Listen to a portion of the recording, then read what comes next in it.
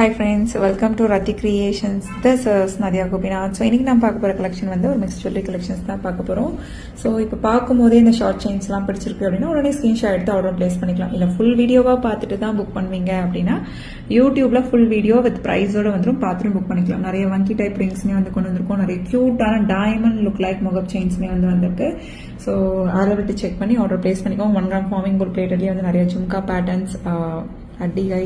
So and then diamond look like Mogab chain collections, traditional Mahalakshmi Amman Addigai.